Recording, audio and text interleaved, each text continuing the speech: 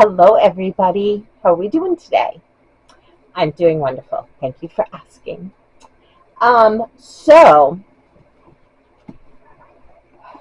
so, sorry, I lost track of where I was going. My name is Christine, and welcome back to my corner where we talk about all things books all the time. So, I read Husbands and Lovers by Beatrice Williams. Now,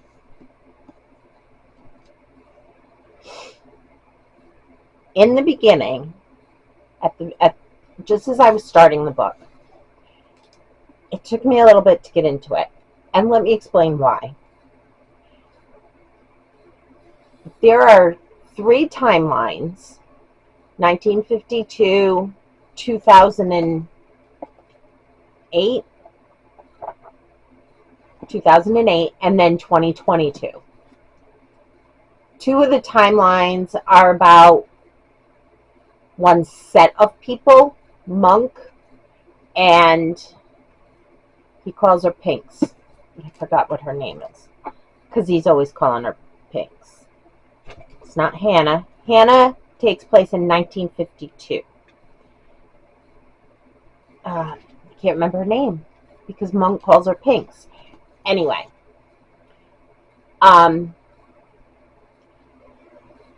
chapters were not overly long. They were pretty short.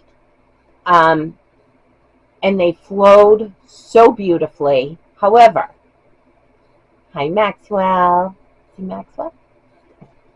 Oh, did you fall? What? What happened? What happened? Oh, he's a little man. He's so cute. I love him so much. Okay, so anyway, the end of every chapter leaves you at like this pivotal moment where you don't want it to end, but you have to keep reading, and usually it changes the timeline. So a lot of times it would go from 2008 to 1952 to 2022 to 2008 to 2000. You know what I mean? It kept bouncing back and forth, but I never wanted to leave the chapter at the end. So I found it a little bit difficult to all of a sudden I'm reading, I'm going along, I'm reading. It's really good. I'm hooked, and now boop, I got to go to the story. And I found it a little jarring as I was reading it. However, over the course of maybe 2 or 3 days, I think, I read about 30% of the book. And yesterday morning, I got up, and it wasn't a very nice day. It was kind of cloudy and everything. But we go in. But I picked up the book. My husband went in the garage and was working on his car and stuff. I had laundry going, and I was like, all right, let's just pick this up. Let's see what's going to happen now. And I got hooked, like seriously hooked. And I ended up finishing the remaining like 70% of the book before I went to bed because I couldn't, there was no good place for me to stop, because as the story went on and on and on, the little snippets at the end that made you be like, oh, I don't want to stop reading. I don't want to go to a different timeline. Those stakes got a little bit higher with every ending of the chapter.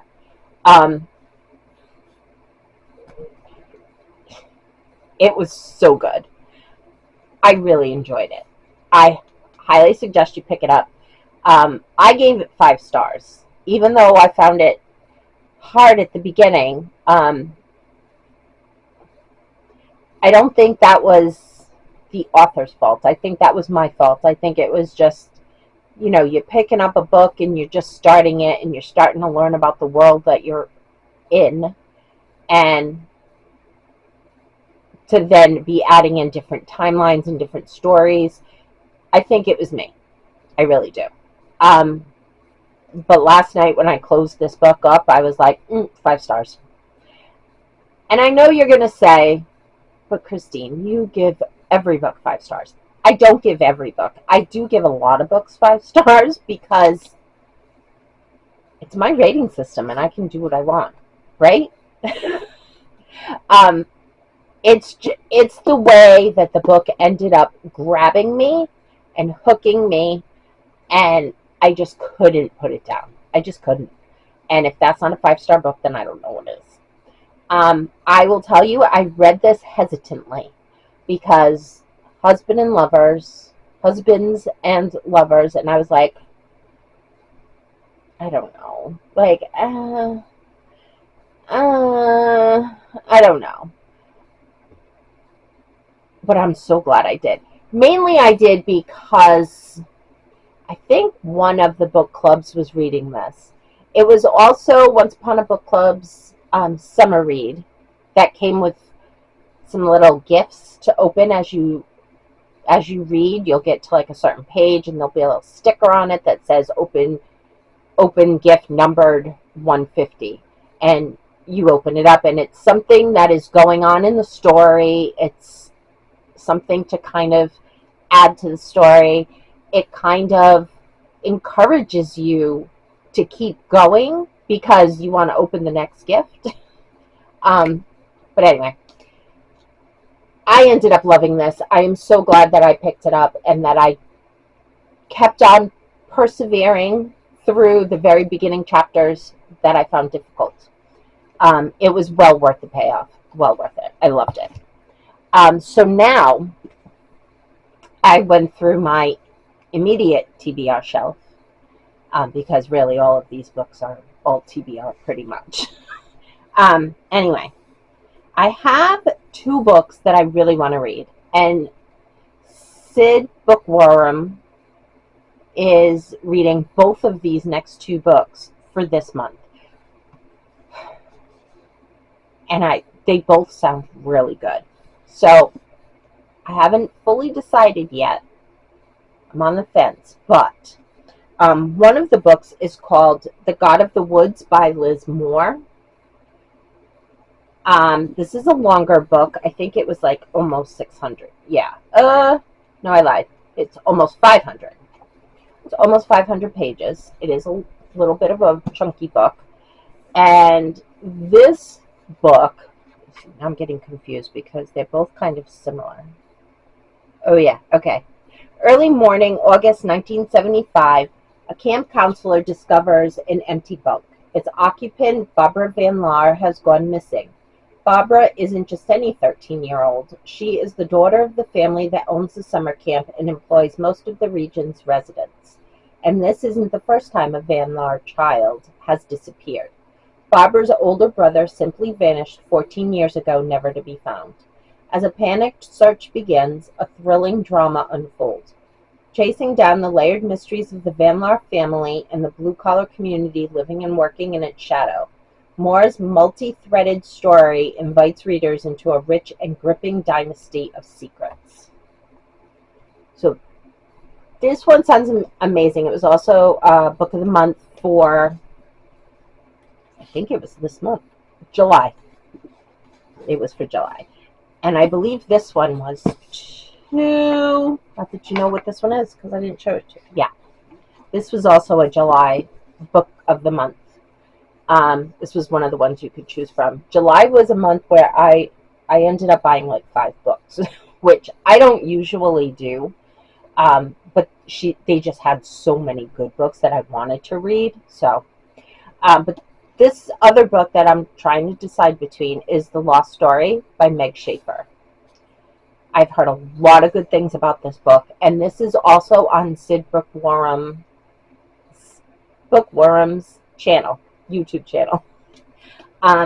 Their main book is The God of the Woods, but then she has a secondary book. Like if you finish the other one and you want to read another one with a group of people, this is the secondary one.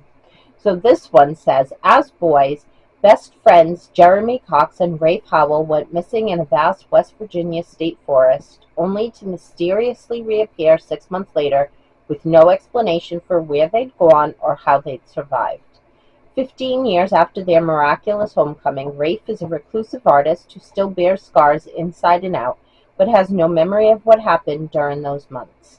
Meanwhile, Jeremy has become a famed missing persons investigator. With his uncanny abilities, he is the one person who can help vet tech Emily Wendell find her sister, who has vanished in the very same forest as Rafe and Jeremy. Jeremy alone knows the fantastical truth, that while the rest of the world was searching for them, the two missing boys were in a magical realm filled with impossible beauty and terrible danger. He believes it is there that they will find Emily's sister. But for his own inscrutable reasons, Jeremy has kept Rafe in the dark since they returned.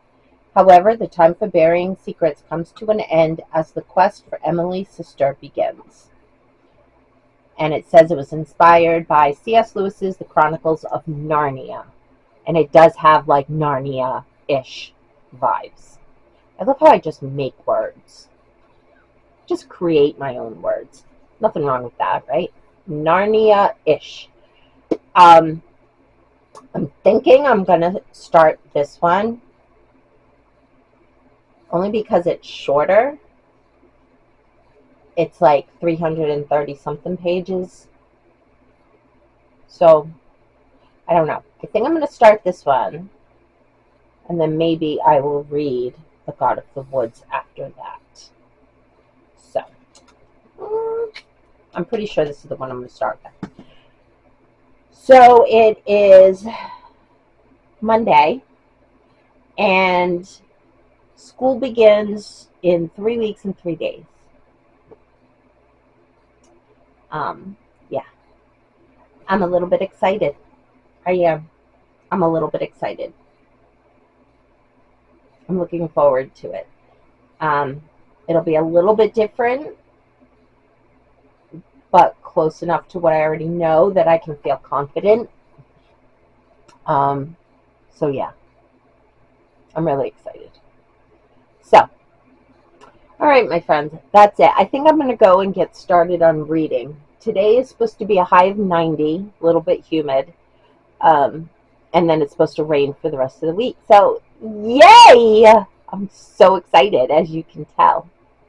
Very excited. All right, my friends, I will check in again with you soon. I hope you have a wonderful day.